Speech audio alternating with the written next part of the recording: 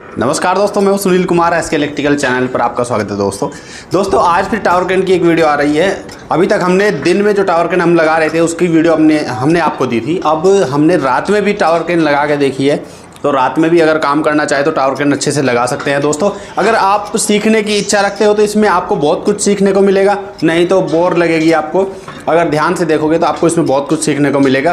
तो tower can के हर एक पार्ट के बारे में भी हम आपको बताते जाएंगे, और कौन सा कहाँ कैसे लगता है, किस नंबर का लगता है, वो भी हम आपको बताते चले जाएंगे। तो आओ शुरू करते हैं। और दोस्तों इससे पहले अगर आपको हमारी वीडियो पसंद आए तो उसको लाइक ज़रूर करना और हमारे चैनल को सब्सक्राइब ज़रूर करना, क्योंकि एसके इलेक्ट्रिकल पर आपको कंस्ट्रक्शन से रिलेटेड वीडियो मिलती रहेंगी, इलेक्ट्रिकल और मैकेनिकल दोनों। तो आओ शुरू करते हैं।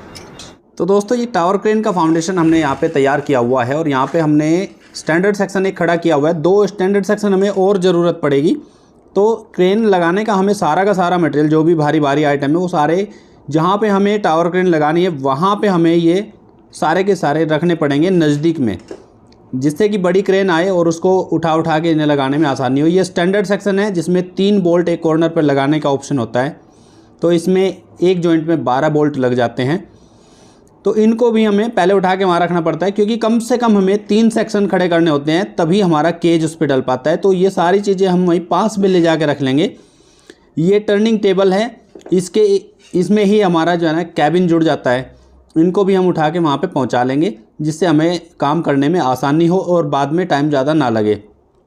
क्योंकि अभी हमारे पास में बड़ी क्रेन नहीं आई है।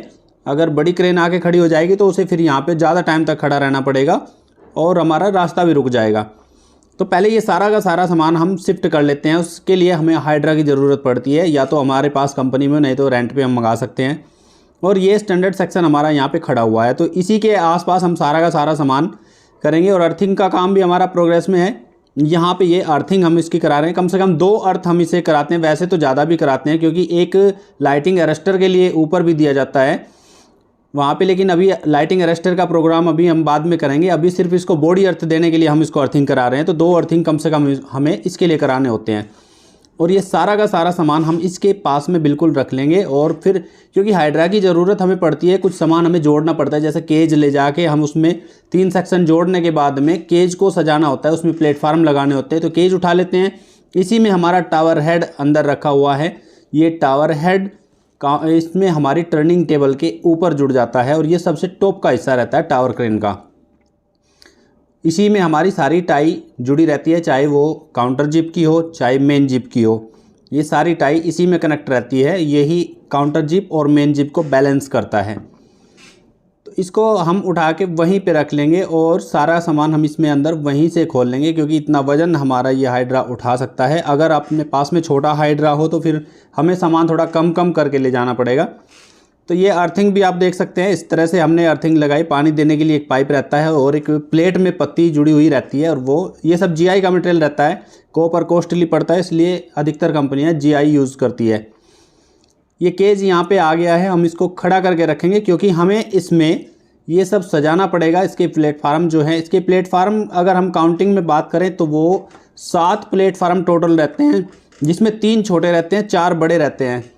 तो जिस हिस्से में हम इसका जो सेक्शन घुसाते हैं, वहाँ पे उस हिस्से में हम छोटे छोटे इसके प्लेटफार्म लगाते हैं, और बाकी की साइडों में बड़े लंबे वाले प्लेटफार्म लगते हैं। तो पहले हम ये सारे जो हमारे स्टैंडर्ड सेक्शन हैं, एक तो ऑलरेडी हमने आउटर रिगर में जोड़ा हुआ है, और उसके बावजूद 2 और स्टैंडर्ड सेक्शन हमें लगाने होते हैं। तो इनको हम हाइड्रा की मदद से ही जोड़ लेंगे, क्योंकि जब 3 सेक्शन ये लग जाएंगे, उसी से ही हमारी हाइट इतनी मेंटेन हो पाती है, जिससे कि हम उसमें केज को डाल सके। तो केज ही हमारा वो मेन पार्ट है जो फिर टावर क्रेन को ऊपर बढ़ने में मदद करता है, क्योंकि उसी में हमारा जो हाइड्रोलिक जैक है, प्रेशर जैक है, वो लगा हुआ रहता है, जिसकी कैपेसिटी 40 टन वज़न उठाने की होती है। और उसका पावर पैक होता है, जिसमें हाइड्रोलिक टैंक और मोटर जुड़ा रहता है। वो सब प्लेटफार्म पर रखा हुआ मिल जाता है हमें, और उसी से ही मोटर चल के उसके हाइड्रोलिक जैक से जो है ना, हम इसके सारी की सारी हाइट करते चले जाते हैं। इससे क्रेन अपने आप हाइट होती चली जाती है। तो ये सेक्शन हम जोड़ लेंगे, और बोल्ट इसके अच्छी तरह टाइट करेंगे। इसमें बिल्कुल लूजिंग नहीं छोड़नी है। ये कई बार आप चेक कर सकते हैं कि जिससे इसमें कोई लूजिंग ना रहे। तो इसमें अगर हमारे पास में रबड़ कैप है तो साथ के साथ वो भी लगाते चलते हैं। और यहाँ पे अब केस डालने की बारी आ जाएगी, क्योंकि 3 सेक्शन हम अब जोड़ देते हैं इसमें।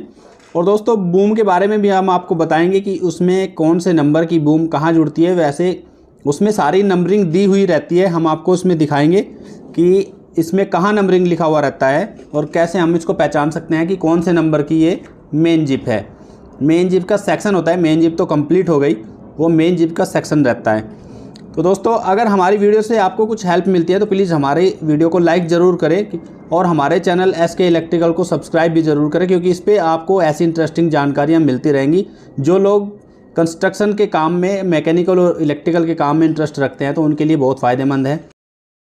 कैबिन रखते टाइम हमें बहुत सावधानी बरतनी पड़ती है, क्योंकि ऐसे भी इसका ग्लास डैमेज होने से हमें बचाना होता है। सबसे नाजुक आइटम ये हमारे पास में रहता है, तो इसका ग्लास डैमेज होने से आप बचाएं, क्योंकि इसमें फिर लगाने का खर्चा इसका काफ़ी आ जाता है, तोड़ने का कोई खर्चा नहीं आता है। लेकिन लगाने में इसको कोई ऊपर चढ़ के रिपेयर करने के लिए तैयार नहीं होता है दोस्तों, और इसमें फिर ग्लास की जगह हमें फाइबर से कॉम्प्रोमाइज़ करना पड़ जाता है। तो ये हमने यहाँ पे बूम फैला दी है। यहाँ पे ये देख सकते हैं कि आप इसमें यहाँ पे ये 1 नंबर है, ये लिखा हुआ रहता है। और ऐसे ही इसके ऊपर टाई रोड भी फिर जोड़ते चले जाएंगे। इसके बाद में हम 2 नंबर, 3 नंबर, अभी यहाँ पे ये 2 नंबर हो गई। इसके बाद में ऐसे ही 3 नंबर हो जाएगी, और वो 3 नंबर भी हम आपको दिखा देंगे। और इसी तरह से ये 10 नंबर तक जुड़ती चली जाएगी। अगर हमारे पास में ये 55 मीटर की बूम है, तो इस 55 मीटर में हमारे पास में ये 10 सेक्शन इसके हैं मेन जिप के, तो ये 3 नंबर है। और ऐसे ही पहले हम इनको जोड़ते चले जाएंगे। इसमें कट पिन नीचे की तरफ लगती है, और कट पिन हम आपको दिखा भी देंगे कि इस तरह की ये कट पिन जो है वो नीचे की तरफ लगती है, और राउंड पिन जो है वो ऊपर की तरफ लगती है। तो 2 कट पिन एक जॉइंट में नीचे लगती है और एक राउंड पिन ऊपर की तरफ लगती है। तो इसी तरह हम जोड़ते चले जाएंगे। और जब यहाँ तक हम पहुँच जाएंगे, अभी हमारे पास में जगह है, यहाँ पे हम ट्रॉली इसमें अंदर डाल सकते हैं, तो उस ट्रॉली को भी हम अंदर डाल लेंगे इसमें, क्योंकि वो हमारे लिए आसान हो जाएगा। कहीं ना कहीं से तो हमें किसी जॉइंट से तो ट्रॉली अंदर करनी होती है, तो हम यहीं से कर लेते हैं, क्योंकि हमारे पास में यहाँ पे एक इस टाइप का ये गड्ढा है यहाँ पे, जहाँ पे हमें आसानी से जगह मिल जाएगी। तो ये 4 नंबर बूम है। यहाँ पे हम किसी भी बूम में से ट्रॉली को डाल सकते हैं, ऐसा नहीं है कि 4 नंबर में से ही डालना ज़रूरी है, हमें सिर्फ उसकी पटरी पर उसको डालना होता है।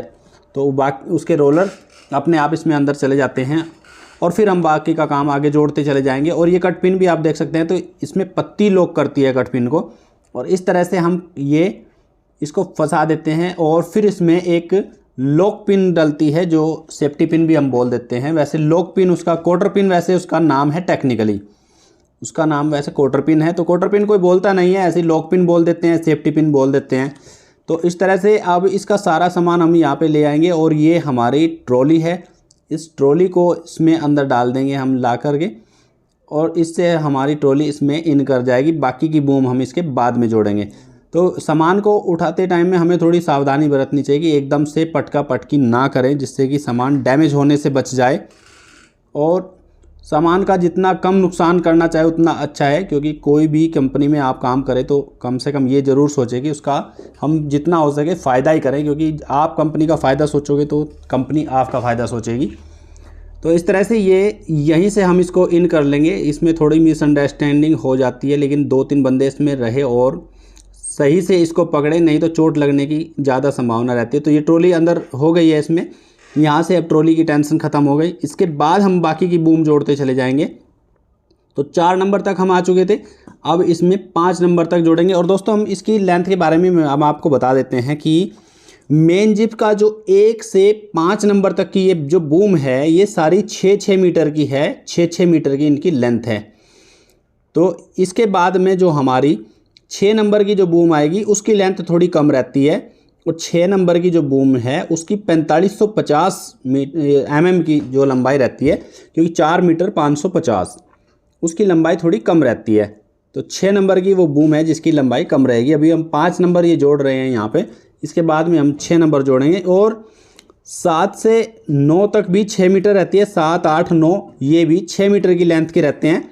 और 10 जो 10वें नंबर पे लगती है हमारी, तो वो 3 मीटर 50 की रहती है। ये 6 नंबर की है, ये 6 नंबर वाली 4550 mm की रहेगी।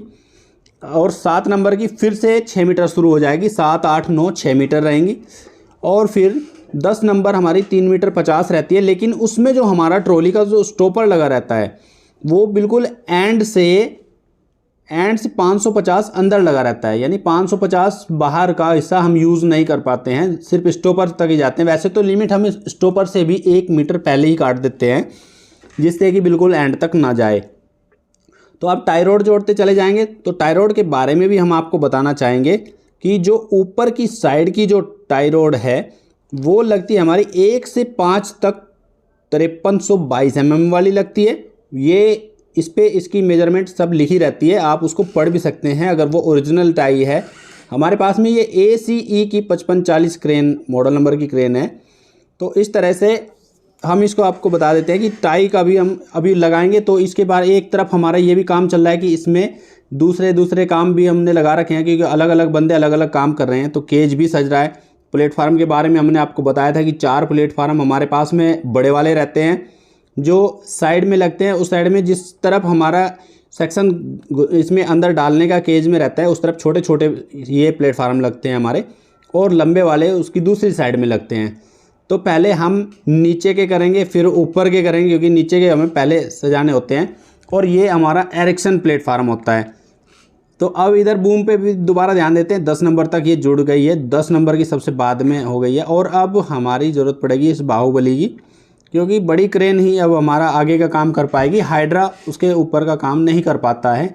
हाइड्रा की ज़रूरत पड़ती है, हमें बूम को सपोर्ट करने में, क्योंकि एक तरफ से बड़ी क्रेन उठा के रखती है और एक तरफ से बूम को हाइड्रा पकड़ के रखता है, तब जाके वो लग पाती है। तो अभी हम केज डाल देते हैं। केज सज गया है, इसमें प्लेटफार्म और एरेक्शन प्लेटफार्म ये सब कंप्लीट हो चुके हैं।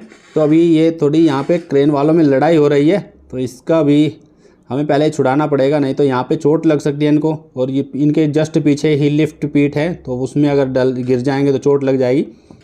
तो ये केज हम यहाँ पे डाल लेते हैं। इसमें 3 सेक्शन हमने खड़े किए हैं, 3 सेक्शन के बाद में हमने ये केज इसमें डाल दिया है। तो आज हमें रात में भी इसका काम करना है, कंप्लीट करके ही जाना है, चाहे रात कितनी भी हो जाए, तो हमें इसे कंप्लीट करके ही जाना है। तो दोस्तों टाई रोड के बारे में भी हम आपको बता रहे थे कि टाई रोड जो है वो ऊपर की साइड की 1 से 5 तक 5322 mm, और जो हमारी 6 नंबर है वो हमारी 5900 यानी 5 मीटर 900 mm की रहती है। और 7 नंबर पे जो हमारी लगती है वो 4485 mm की रहती है। और डाउन की साइड में जो रहती है वो 1 नंबर की जो सबसे छोटी रहती है 2 मीटर 45 की रहती है। और उसके बाद में डाउन साइड में 2 टाई जो लगी रहती है वो 5 मीटर 14 mm की रहती है। तो ये टाई की लेंथ है। और कहाँ पे लगती है वो भी हमने बता दिया। 1 नंबर और 2 नंबर ये जो हमने बताई ये सिर्फ बूम की काउंटिंग है, जो मेन जिप है उसके सेक्शन की काउंटिंग है। तो इस तरह से ये इस लॉक पे रुक जाता है हमारा ये केज, यहाँ पे इस पे रुक जाता है। इसके बाद में हम पावर पैक का कनेक्शन करेंगे और टर्निंग टेबल रखेंगे, क्योंकि अभी तक तो टर्निंग टेबल भी नहीं आई है। ये टर्निंग टेबल है, तो टर्निंग टेबल को हम इसमें मैच कराएंगे। और ये मैच कराने का इसका होता है, जैसे हम इसकी सीढ़ी मैच कराएंगे तो सीढ़ी के ऊपर का टॉप जिधर से बंदा उसमें चढ़ता है तो उसके ऊपर खुला हुआ हिस्सा आना चाहिए, जिधर से उसका गेट खुला रहता है ऊपर चढ़ने के लिए, वो हिस्सा इसमें मैच करना चाहिए। उधर से ये सीधा रहता है। तो जीने पे चढ़ने की दिशा में आदमी के ऊपर का हिस्सा, खुला वाला हिस्सा वहाँ पे आए, तभी जाके ये सीधा लगता है। तो ऐसे ये यहाँ पे जोड़ दिया जाता है। और इसके जस्ट बाद में हमारे टावर हेड की बारी आती है। तो टावर हेड को भी इसमें हम उठा के रख देते हैं। ये सारे काम हमारी बड़ी क्रेन ही कर पाती है। तो टावर हेड जुड़ जाएगा इसमें यहाँ पे। और टावर हेड के जुड़ने के बाद में फिर हमारी जो पीछे की काउंटर जिप है वो आएगी, और एक हमें उसमें जो हमारा काउंटर वेट है सबसे बड़े वाला वो डालना होता है। उसके बाद हम बूम जोड़ते हैं। तो इस तरह से ये टावर हेड जुड़ जाएगा। तो क्योंकि यहाँ पे हाइट काफ़ी हो जाती है, इसलिए हाइड्रा यहाँ पे काम नहीं कर पाता है, यहाँ बड़ी क्रेन ही काम कर पाती है। तो इस तरह से ये टावर हेड जुड़ जाता है। और यहाँ पे खड़े रहते हुए दोस्तों ये ध्यान रखना होता है कि जो बंदा अंदर सेक्शन में घुसा हुआ है उसका कोई भी शरीर का अंग बाहर नहीं निकलना चाहिए, क्योंकि यहाँ पे चोट लगने का खतरा ज़्यादा रहता है। ये मेन जिप रखी हुई है, मेन जिप तो नहीं है, ये काउंटर जिप है। जो पीछे की साइड रहती है जिसमें काउंटर वेट डलते हैं वो काउंटर जिप होती है। इसको उठा के अब लगाने की बारी है। तो ये उठा के लगा देते हैं। ये भी बड़ी क्रेन से ही लगती है, इसको भी हाइड्रा नहीं लगा पाएगा ऊपर, क्योंकि इसमें भी वेट काफ़ी रहता है। और हाइट पे लगानी होती है, तो इसलिए टावर क्रेन ये क्रेन से ही लग पाती है। इसे लगाने के बाद में हम एक काउंटर वेट इस पे रखेंगे, सबसे बड़े वाला, क्योंकि इसमें टावर क्रेन के बड़े बड़े पार्ट जोड़ने के लिए ही हमें दिखाना है आपको कि कौन सा कब लगता है। आपने इस वीडियो में जो देखा है वो बिल्कुल जेन्युइन है। आप इसी तरीके से टावर क्रेन के पार्ट जोड़ सकते हैं और ऐसे ही जुड़ते हैं, ऐसे ही टावर क्रेन लगती है। ये बिल्कुल आपको जेन्युइन वीडियो दिखाई गई है। तो अब इसमें एक काउंटर वेट आ जाएगा और उसके बाद में इसमें बूम जुड़ जाएगी। तो एक काउंटर वेट हम इसमें रख देते हैं। ये पहले नंबर पे हम इसको लगाएंगे, सबसे पहले वाला होता है ये, तो ये सबसे पहले नंबर पे ही हम इसको डालेंगे इसमें। उसके बाद में फिर जब इसमें हमारी जो मेन जिप है वो जुड़ जाएगी, तब बाकी के काउंटर वेट हम इसमें रखते हैं। तो एक काउंटर वेट हमारा ये इसमें फिक्स हो गया है, सबसे बड़ा वाला। इसके बाद में क्योंकि ये सारे के सारे काउंटर वेट भी हमें बड़ी क्रेन से ही रखने होते हैं, यहाँ भी हाइड्रा नहीं पहुँच पाता है। ये कनेक्टर कैबिन के लीवर के हैं और यहाँ पे मेन कनेक्शन हो जाएंगे केबल के। अब बूम की बारी है, बूम भी जुड़ जाएगा यहाँ पे। तो हाइड्रा और क्रेन दोनों ही बूम को उठाकर रखते हैं और इस तरह से ये बूम जोड़ी जाती है और टाई कनेक्ट कर दी जाती है। अब सारे के सारे काउंटर वेट बूम जोड़ने के बाद में रख दिए जाते हैं। अब इसमें सारे काउंटर वेट लग जाएंगे। उसके बाद में कनेक्शन की बारी आती है, तो हम सारे के सारे कनेक्शन कर देते हैं। जो कैबिन में अंदर होते हैं लीवर, उसके तो कनेक्टर हमें मिल जाते हैं, बाकी के हमें अंदर जोड़ने पड़ते हैं। तो ये सारे के सारे कनेक्शन हमें देख करके इसमें नंबर रहता है। ये कैबिन उसमें पैनल के अंदर भी हमें नंबर मिल जाएंगे और केबल पे भी अंदर नंबर मिल जाएंगे। उसी से नंबर के हिसाब से हम इनको केबल को कनेक्ट कर देते हैं और ये चालू हो जाती है। इसमें कोई दिक्कत ऐसी नहीं आती है। बाकी हमें फिर लिमिट बाद में सेट करने होते हैं। और अगर नंबरिंग नहीं है तब आपको दिक्कत होने वाली है, क्योंकि नंबरिंग अगर नहीं है तब फिर दिक्कत बहुत हो जाती है। उसमें फिर जो एक्सपर्ट बंदे हैं वही काम कर पाते हैं, नहीं तो ये जनरल आदमी के बस की बात नहीं रहती है।